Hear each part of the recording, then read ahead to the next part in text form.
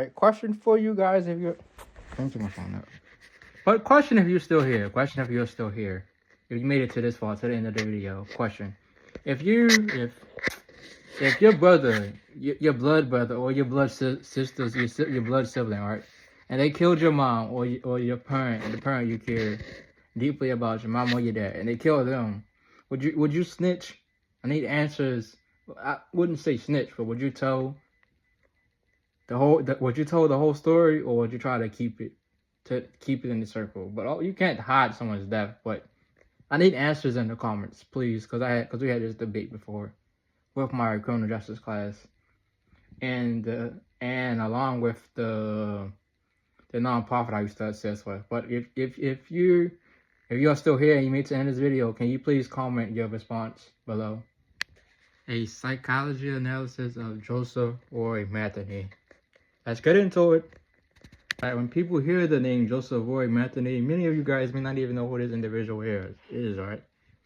So, well, Joseph Roy Metheny, he was born in 1955. He was a killer. Oh, he was a killer from the best that we know from in the 1990s. Who knows? He may have killed before that, but we may never know. But he was a killer in the 1990s. From the 1990s to the early 2000s. This was his parameter of the people he targeted. He targeted people who were socially, basically socially forgotten. He targeted homeless people, anyone that he perceived that is not going to be noticed if they go missing. So he targeted homeless people, drug users, and sex workers. But here's the kicker. He admitted to majority of these crimes. To what I know, he admitted to most of them. Okay, as mentioned before, Joseph Roy Metheny was a killer active in the 1990s in Baltimore, Maryland. According to Crime Solvers, correct? Crime Solvers, that's the source I'm using for this story, since I don't know enough about this guy. And he was, like I said again, he was active in the 1990s. I was born in 2001, so yeah, I had no idea who this individual was. But yeah, so let's get into it. Let's continue to get into it if you're still here. But let's look at it through the psychology lens of this individual. So this is what we're going to do right now. We're doing that right now. So I hope you guys enjoy the video. This pattern alone tells us a lot about the psychology matter, the psychological matter of his mind right here. Victim selection. That's what I'm going to focus on right here in this section. Victim selection. The predication. Predication, for instance, if you don't understand what that word means, or if you never heard that word before, think of a lion stalking a zebra. Predication, that aspect, not predication and dirty aspect, or the sexual aspect of it. But predication as in predator versus prey. So one of the most consistent psychological matters behind all offenders are the victim selection, correct? Well, now you guys know. I said correct as if you knew already. You may have known or may have not. But the most common thing between all offenders are their victim selection, which is the reason why most of them get caught. Metheny choices, they were not random at all. They were not random. He often targeted those that were a lot weaker, those that were often forgotten, or those that he knew for certain were not going to be reported missing very soon or very easily. So he targeted the drug users, the sex workers, and the homeless. That is a very weak person to target, homeless people and drug users, because they're not there mentally. But yeah, that's the individuals or the people he targeted, because they were easy to offend. This reflects instrumental violence, meaning the victim uses violence as a tool instead of thinking impulsively or emotionally. In these cases, the victim is not seen as a person, but instead is seen as an object, a means to an internal psychological end. This level of dehumanization requires moral disengagement, just in case you guys do not understand what moral disengagement means. In summary, well, in short terms, moral disengagement means not caring, okay? Like, the victim doesn't matter. Like, as I mentioned, he thought they were objects. So moral disengagement, no, there's no empathy, there's no feeling, there's nothing towards the individual. Like, he's completely neglected the feelings of the person he's offending or killing. Control, power, and dominance. Metheny's crimes involved domination. Well, they involved domination, strangulation, and burying victims in shallow graves. And guess what? And stabbing, right? Stabbing, okay? Stabbing. These acts are significant psychologically because they indicate a dominance of power and control, not just to kill, but to dominate. Not just to kill, but to dominate another human being completely and powerless or powerful. The victim is powerless, but you understand. The offender is powerful in his mind because he's dominating them like that. To strangle someone to death, to stab someone to death, it's borderline personal at that aspect because realistically you have like you're literally in full control of killing that person right there, up close and personal. Like that's the real reason behind why they are taken a lot more seriously, because that's personal. For individuals like Metheny, control deflects the emptiness inside, or the emptiness they feel inside, all right, or the anger that they may feel inside, along with the neglect that they feel inside. Because of this deficit, he is morally, according to the psychology books, right, he is feeling like this because he's empty inside, or as I mentioned, he's angry about something, and these are just his ways of, as you can say, dealing with it. The act of I wanted to add this in there. The act of killing, I think I've mentioned it to an aspect, but the act of killing for this individual is just a way for him to regain control over a world that he feels has rejected him, and he has no control over it. And that's a lot of people nowadays. Well, that goes for a lot of killers. That when they feel like they have a lack of control, they tend to not to lash out, but tend to find ways to fill that void of not having control with dominating a person that's much weaker. The role of confession and self-narrative. Again, this is coming from according to Crime Solvers National, right? Metheny, this guy Metheny here that we're still talking about. Metheny made disturbing claims, chilling claims of that, right? Of how he disposed of human beings and people. Or human beings are people, but how he disposed of people. Including statements that contributed to his nickname, the cannibal. From a psychological perspective, represents self-mythologizing. The larger than life. Some offenders create larger than life identities or exaggerate their offenses to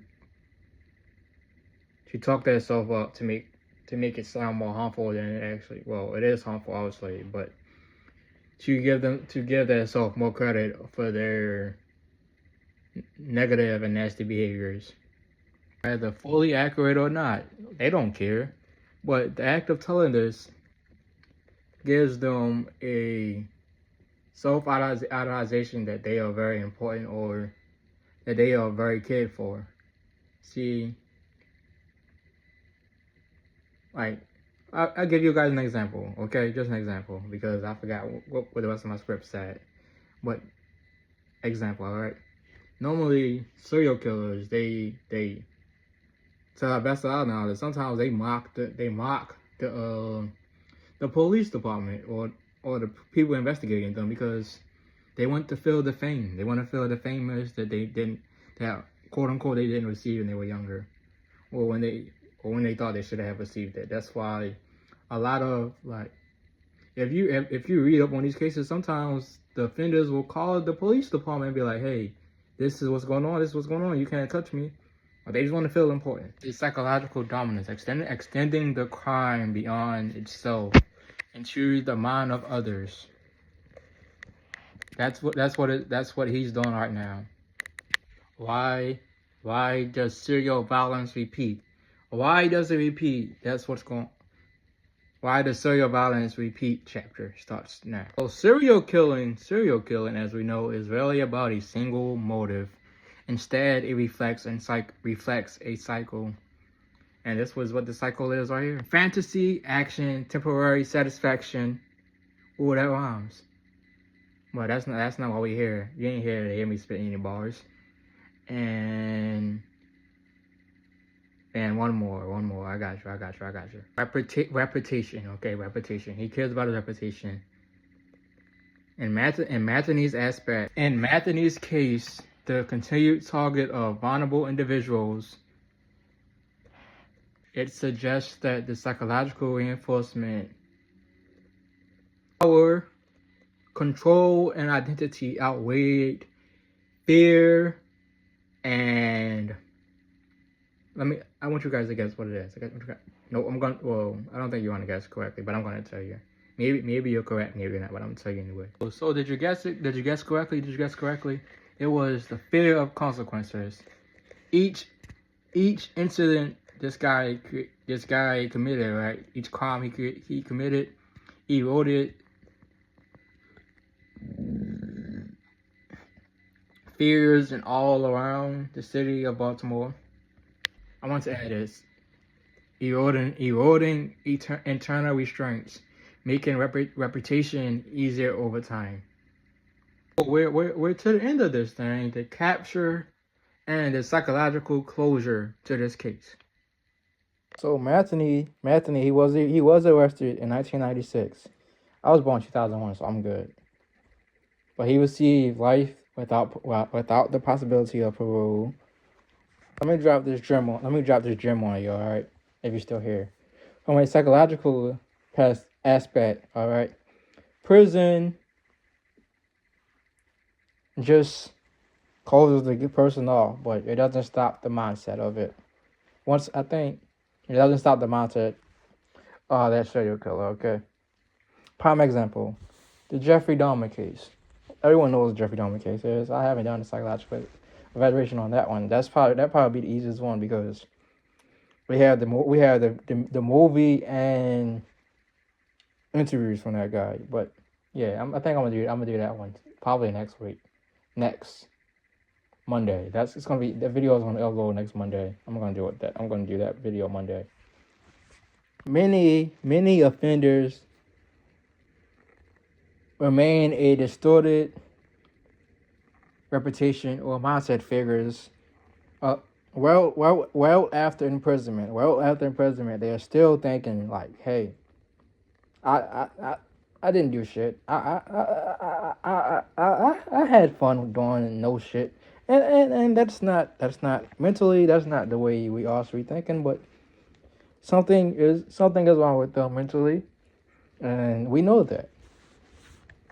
The public fascination of Metheny's case subjects a broader perspective of how, let's think of it like this, how someone crosses moral boundaries so completely, and how can some minds or some people be identified earlier. We still have no answer to that. And I don't think we'll ever have an answer to that because I can be sleeping in bed right now, right? And my dad walks in the house, walks in my room, and just fucking kills me out of nowhere. And I don't think I deserve to be killed, but his mind, he may be like, "Man, this damn dude, I'm about to kill this dude." I'm like, why? Obviously, I'm thinking why, but in his mind, if this was to happen, he'd be like, it's just something I have to do. And we will never fully understand the aspects of those that actually killed. I have had this debate plenty of times. There is no way humanly possible from the outside looking in that we would know what's going on. It's like the football analogy for CTE. Like CTE happens inside of the brain, and there's no padding that goes inside of the skull. It only goes on outside. So in reality, we don't really know how to deal with this aspect because you're getting hit from 5 on up. Like since you were a child, you've been playing football, whatever the case may be. But you have brain damage from that stuff, and mentally, some of them, he may be born like this, and he may not have been born like this. So my standpoint was always like, you can never fully identify a killer because everyone can kill, but not everyone wants to kill. That's how I feel about it. So we got to get a better understanding of different people, and especially this guy, because cannibalism is a different type of just nasty and gross. But I hope you guys enjoyed the story.